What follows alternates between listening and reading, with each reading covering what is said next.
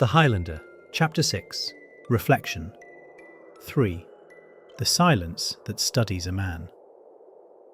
Of all the things I remember from that time, the ache, the disorientation, the wrongness, it is the silence that still follows me. Not the absence of sound, the character of it, the posture of it, the way it felt like a thinking thing. Silence can be cruel. Silence can be kind. Silence can be indifferent. But the silence in the house during those early days was none of those. It was observant. It did not ask questions. It did not offer answers. It did not judge me. It watched. And a man knows when something is watching him. You can feel it in your spine, in the tightening behind your ribs, in the way your thoughts start aligning themselves as if preparing to be seen. That was the silence in Chapter 6. It wasn't trying to enter my mind. It wasn't trying to unsettle me. It wasn't trying to guide me. It was simply waiting. Waiting for me to become aware of myself. Here is a truth I couldn't have understood then, but I can say it now with clarity. The world doesn't study you until you've become worth studying.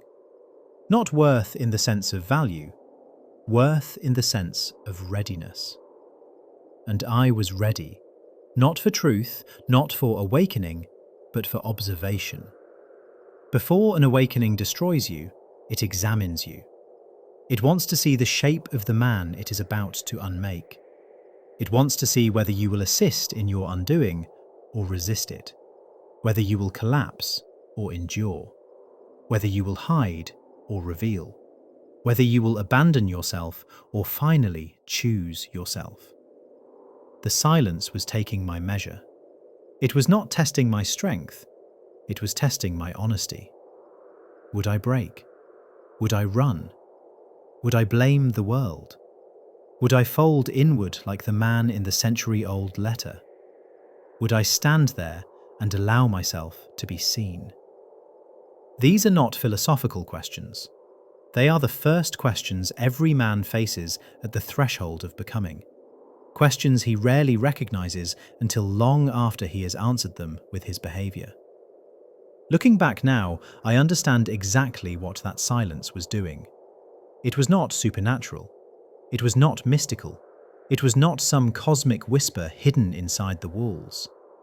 It was the stillness that comes before an avalanche, the quiet that tests a mountain, the breath the world takes before shifting a fault line. It was the moment before impact, the moment that decides whether the man struck by the blow will crumble or transform.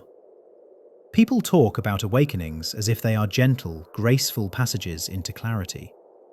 That is a lie told by those who have never had to watch their own identity split open. Awakenings are violent. Awakenings strip the lie off your bones. Awakenings take things from you before they ever give anything back. But before they take, they study. And that is what the silence was doing. It was studying the man I was before it remade me into the man I would become. It was measuring my willingness to confront myself. It was gauging how much of me would survive the truth. It was determining if I could withstand the rupture that was already moving toward me. Chapter 6 was not the world speaking. It was the world watching. And that was the moment, the first moment, when I began to understand that my life was not something happening to me, it was something happening with me. And that made all the difference.